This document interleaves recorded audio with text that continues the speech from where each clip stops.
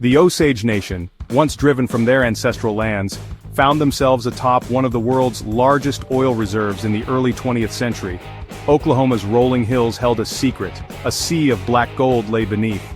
With each gusher, the Osage became the wealthiest people per capita on Earth. Their land, once unwanted, was now coveted. The US government, however, declared the Osage incompetent to manage their own wealth. They assigned white guardians to oversee the oil money, a system ripe for exploitation. Greed took root, its tendrils reaching towards the unsuspecting Osage. The 1920s roared, but for the Osage, a sinister silence descended. One by one, Osage people began to die. Anna Brown, found dead in a ravine. Her mother Molly soon followed, poisoned. More deaths rocked the community, shootings, explosions, even a nitroglycerin blast that shook the very ground. Local law enforcement seemed helpless, or worse, complicit. Whispers of poisonings and hired guns filled the air. Fear choked the once vibrant Osage Nation. Who was next? The question hung heavy in the air, unanswered. The Osage murders became a national scandal, a stain on America's conscience. Finally, in 1923, the newly formed FBI stepped in. A young J. Edgar Hoover, eager to prove the agency's worth, sent a former Texas Ranger, Tom White, to lead the investigation. White, a quiet but determined man, arrived in Osage County with a small team of undercover agents. They posed as cattlemen, salesmen, even religious men, all the while piecing together the puzzle of the murders. The truth, they would soon discover, was far more sinister than anyone imagined. At the heart of the conspiracy was William Hale, a wealthy rancher known as the King of Osage Hills. Hale, a charismatic but ruthless figure, had his fingers in every pie oil, cattle, even local politics. He exuded an air of respectability, but beneath the surface lurked a cold-blooded killer. Hale's motive was simple: greed. He coveted the Osage's oil wealth and devised a diabolical plan. He would marry his nephew, Ernest Burkhart, to Molly Kyle, an Osage woman with a large family inheritance. Then one by one he would eliminate Molly's family, ensuring the oil money flowed directly to him. Section 5. A trail of lies and betrayal. The reign of terror unraveled. Hale's weapon of choice was poison. He hired assassins and bootleggers, paying them handsomely to silence the Osage. He used his connections to cover his tracks, intimidating witnesses and bribing law enforcement.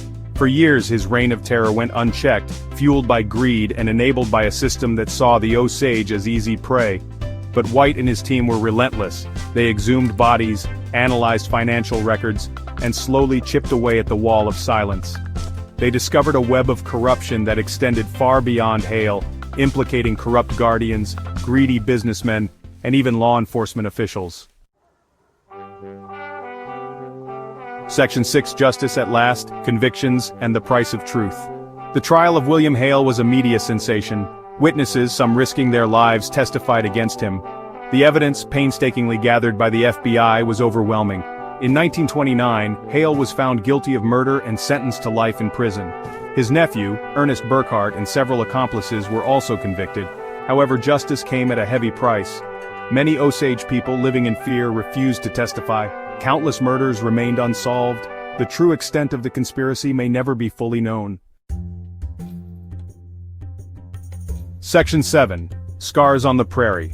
The enduring trauma of the Osage murders. The Osage murders left an indelible scar on the Osage Nation. Generations grew up in the shadow of the killings, haunted by the memory of their lost loved ones, and the betrayal they had suffered. The trauma of that period continues to echo through the generations. The murders also exposed the dark underbelly of America's westward expansion, a history marked by broken treaties, forced removal, and the exploitation of Native American land and resources. The Osage, once again, found themselves victims of a system designed to dispossess and destroy. Section 8. A legacy remembered. The Osage Nation's fight for justice. Yet, the Osage Nation endured. They rebuilt their lives and their community, drawing strength from their traditions and their unwavering spirit.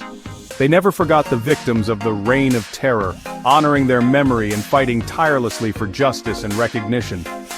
The Osage Nation's story is one of resilience, a testament to the enduring power of hope in the face of unimaginable adversity.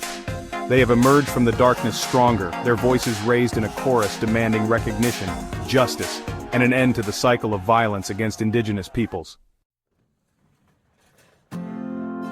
Section 9. Echoes of Injustice. The Osage Murders and America's Reckoning. The Osage Murders serve as a stark reminder of the injustices faced by Native Americans throughout history. They highlight the dangers of greed and prejudice, and the urgent need for accountability and reconciliation. As America grapples with its past, the story of the Osage demands attention. It compels us to confront the dark chapters of our history and to work towards a future where all people are treated with dignity, respect, and justice. Only then can we truly heal the wounds of the past and build a more just and equitable future for all.